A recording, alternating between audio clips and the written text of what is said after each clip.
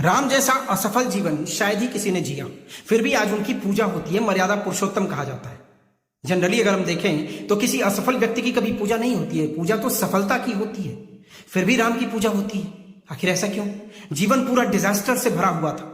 बचपन में गुरु के साथ जंगल में जाकर रहना पड़ा, वहां से वापस आए, शादी हुई, अयोध्या आए और राज्याभिषेक होने ही वाला था कि उनके पिता ने उन्हें 14 साल का वनवास दे दिया।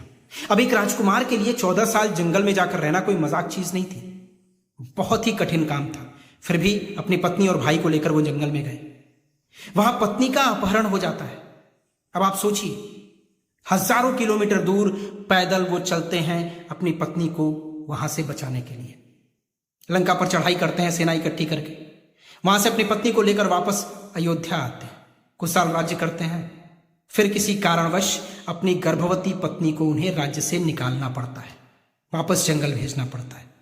अब आप सोचिए, फिर कुछ सालों बाद पत्नी वापस अयोध्या आती हैं एक यज्ञ में, जहां वो धरती में समा जाती है। अब आप सोचिए कि इतना असफल जीवन शायद ही किसी ने जिया हो दुनिया में, फिर भी राम की पूजा होती है। जानते हैं क्यों? क्योंकि इन सारी परिस्थितियों में राम के अंदर एक क्वालिटी थी जो उन्हें मर्यादा पुरुषोत्तम और भगवान की श्रेणी में रखता है। वो क्वालिटी ये थी कि हर परिस्थिति में, हर कठिनाई में वो तटस्थ रहे।